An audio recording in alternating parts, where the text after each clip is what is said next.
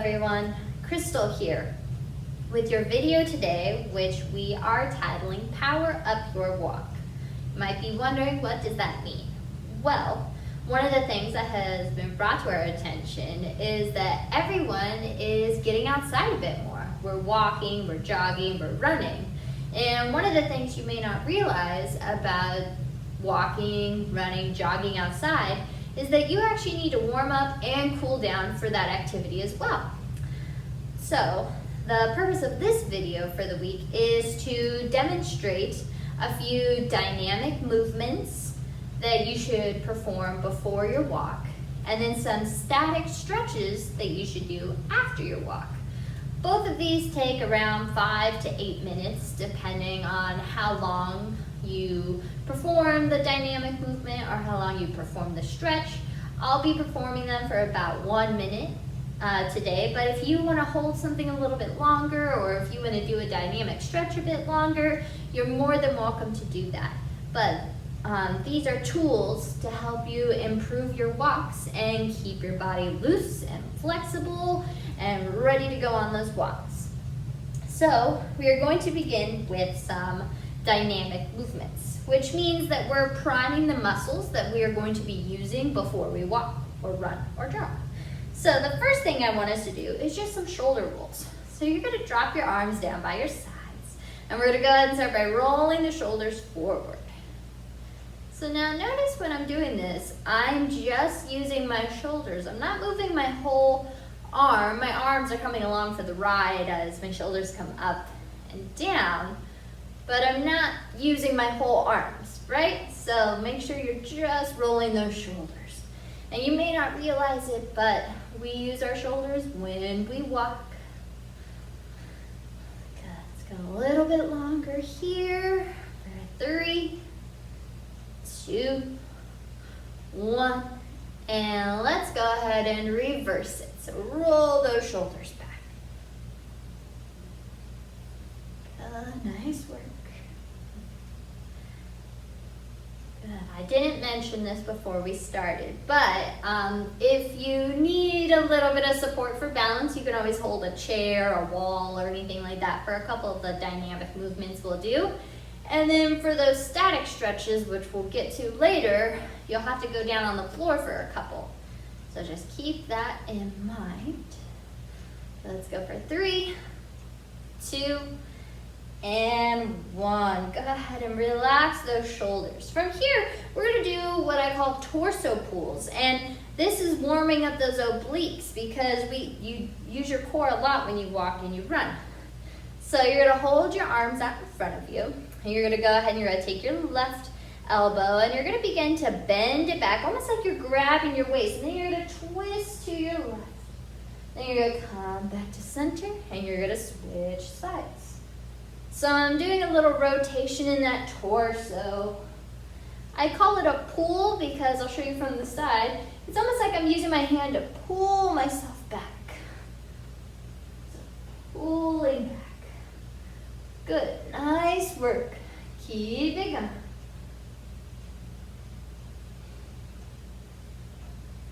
Make sure you have a soft bend in those knees. Make sure your shoulders are down away from your ears. Good. Let's go for 5, 4, 3, 2, and last 1. Nice job. Relax those arms down. Next, we're going to be doing a heel to toe rock. Ankles are important, so let's go ahead and warm those up by lifting your heels off the floor. This is when you can use a chair for support if you need to. And then you're going to lift your toes. Heel to toe. Now I'm going to turn to the side so you can see this, but when I lift my heels up, I'm coming up with control, lowering down with control. And then when you rock back onto your heels, see how I just put a little bend in my knees and I pushed my seat back so that way I could lift my toes. So you want to try to do the same thing. I exaggerated that first bend for you. Usually I'm about here. I want you to get the idea. And remember, try to slow it down. I'm guilty of speeding it up myself.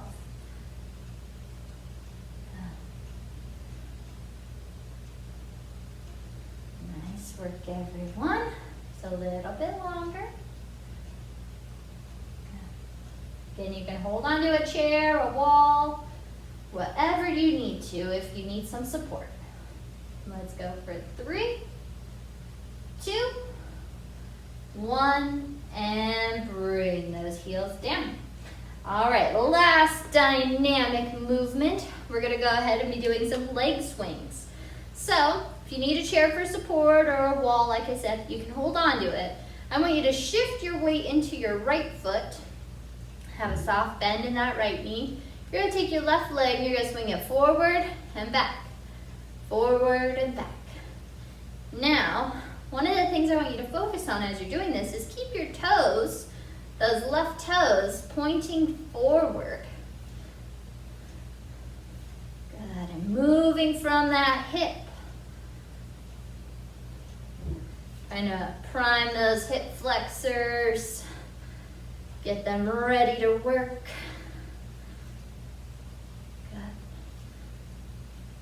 Good. 15 more seconds here.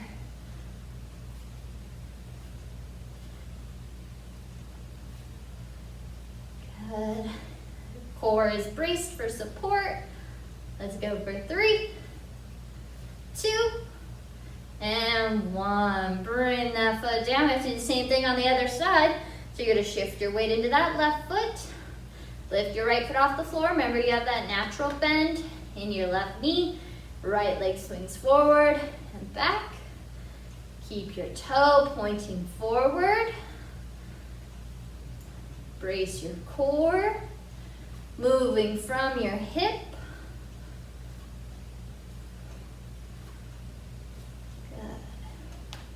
Good. Ooh. Sometimes we lose our balance. That just makes us human. Good. A little bit longer. 10 more seconds.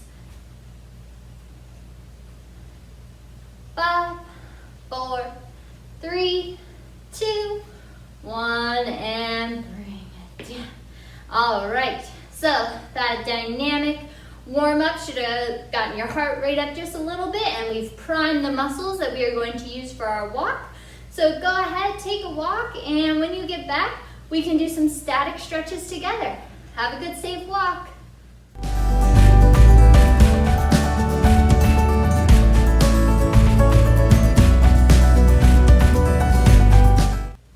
All right, you're back from your walk.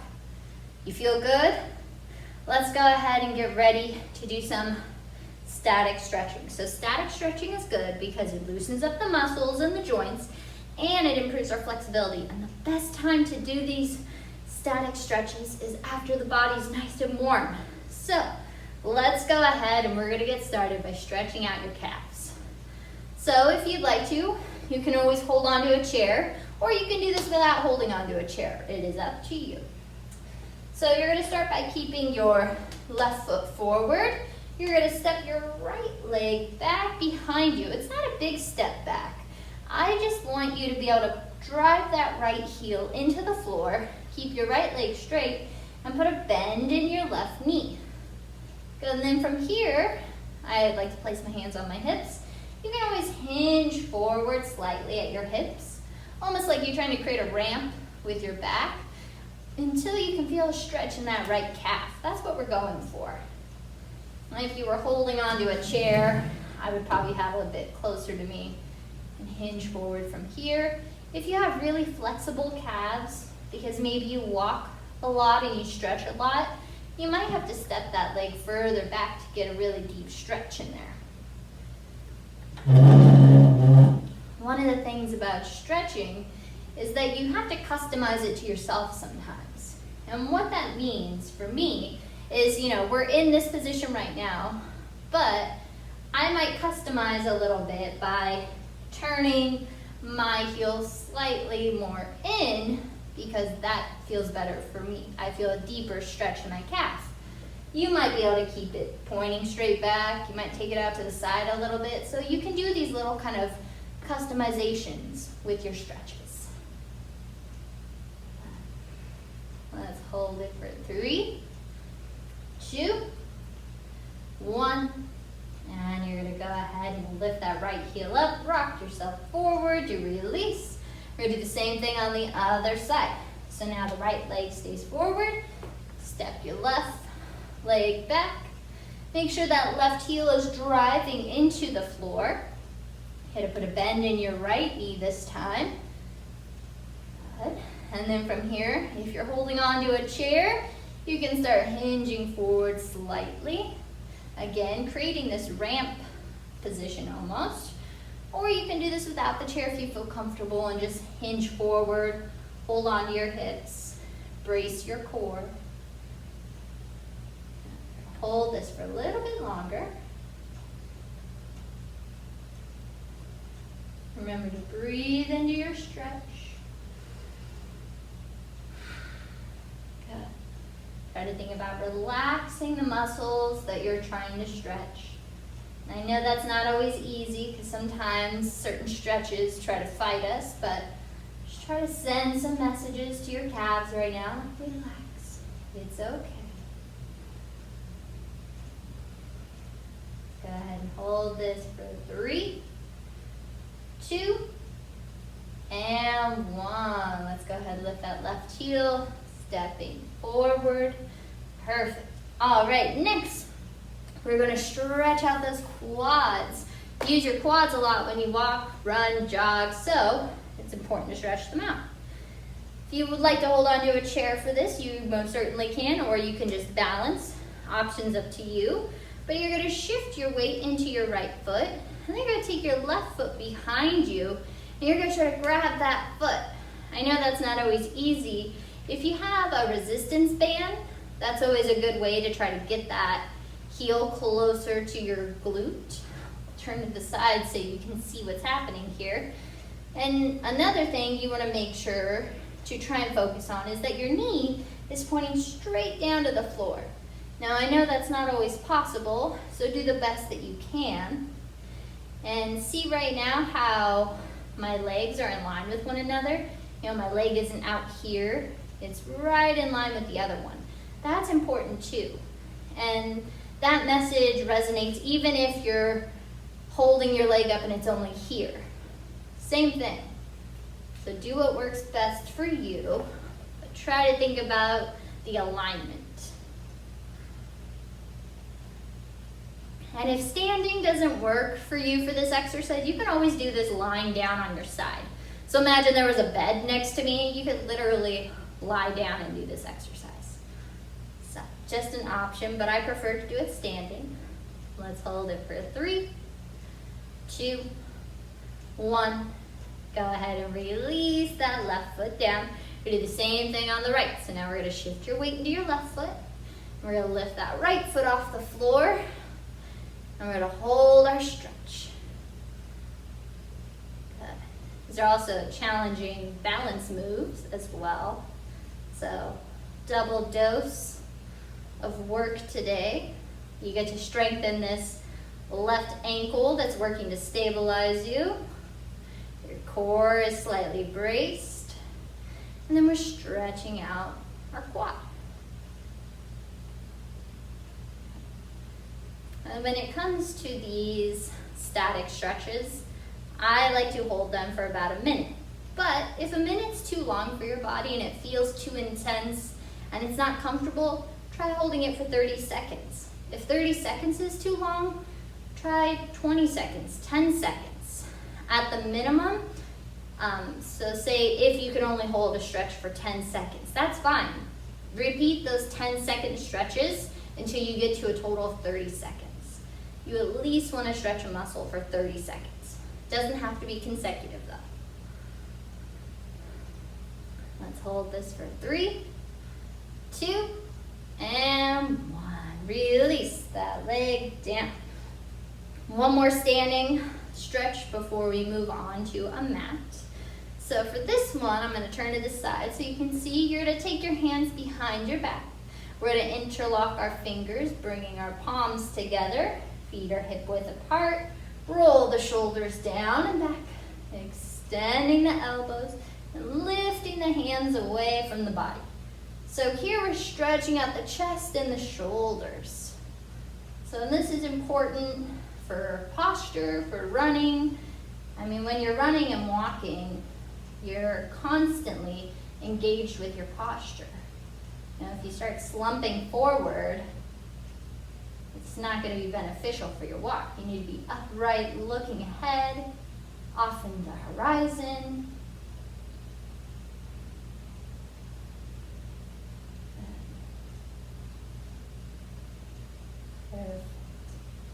Hold this for a few more seconds. This one's really beneficial for you. That's probably my least favorite stretch to do, but I know it's beneficial, so I force myself to do it. Let's hold it for 3, 2, and 1. Release the shoulders and elbows. Hands come by your sides, and let's go ahead, and I want you to move on to a mat. If you don't have a mat, that's fine. You can do this on your floor, or you can even do it on your bed. So you're going to go ahead and come into a seated position with your legs out in front of you. And we're going to be stretching your hamstrings here. Very important. So you want to make sure that you move any excess meat out of the way because you want to feel your sit bones right on top of that mat. Then you want to make sure that you're not slumped over. So imagine there's a string at the top of your head, and that string has been lifted up. So nice straight back. You're going to flex your feet. Then from here, we're going to inhale, the arms up overhead, reach as high as you can. And as you exhale, begin to hinge at your hips. Hinging at the hips, not my back. And you're going to reach forward toward your toes. Now, everyone's flexibility for this is very different, and that is okay. If you're not touching your toes, that's fine. Don't worry about it. Maybe your hands are resting on your ankles or your shins.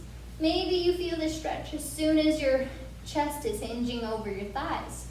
That's fine. Listen to your body and hold what feels good for you. Stretching should never be painful. There might be slight tension, but never pain. Remember to breathe as you're holding a stretch. And continue to keep that back nice and straight. I think about reaching forward with my chest. That always helps me with my back and keeping it straight.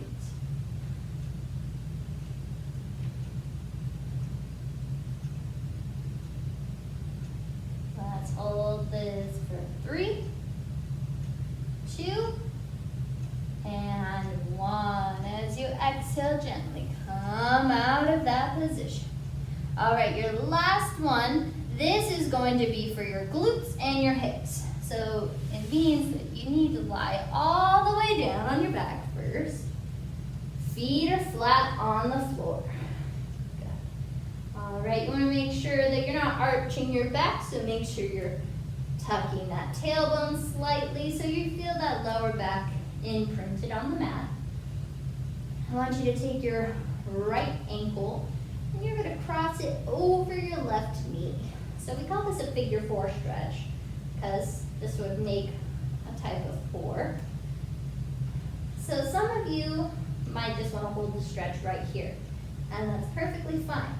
If you feel a little bit more warmed up after that walk, you would lift that left foot off the floor, and your hands would assist you in pulling that left leg closer to your chest, so that way you feel the stretch on the right side in the hip and the glute area. So you're going to hold this. Make sure you're still pushing your lower back into your mat. Make sure you're pulling that leg in toward your chest.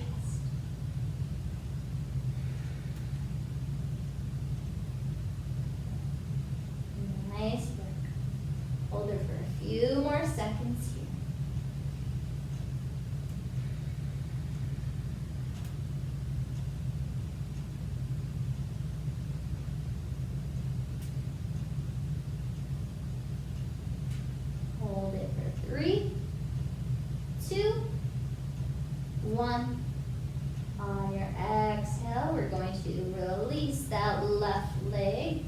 back down, and then you'll go ahead and uncross. And then we're going to switch to the other side. So now the left ankle will cross over your right knee. Again, you can stay here if you already feel the stretch, and just focus on getting that knee out to the side. If you're a little bit more flexible, you might be able to lift that right foot off the floor. And next step would be taking your hands, holding on to your right hamstring, and then pulling that right thigh in toward your chest. And when you do this, you should feel a nice stretch in that left hip and glute area. Make sure you breathe as you hold this position.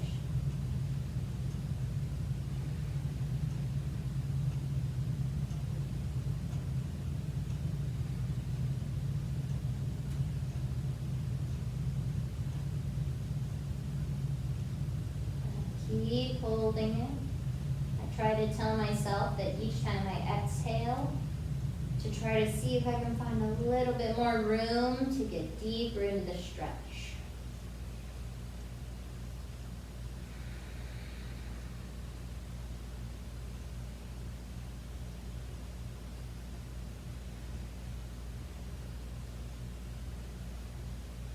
Go ahead and hold this for 3, 2, 1, and you'll slowly release that right foot down to the floor. Uncross that left ankle. You can go ahead and begin to sit up if you'd like, or you can stay down on the floor a bit longer and just relax there, or do any other stretches that you personally like to do after your walk. But those are the stretches that I highly recommend that you perform after your walk or your run. And I hope that this was a very beneficial video for you, and that you will use it going forward to warm up for your walks and cool down from your walks. Have a great day, everyone.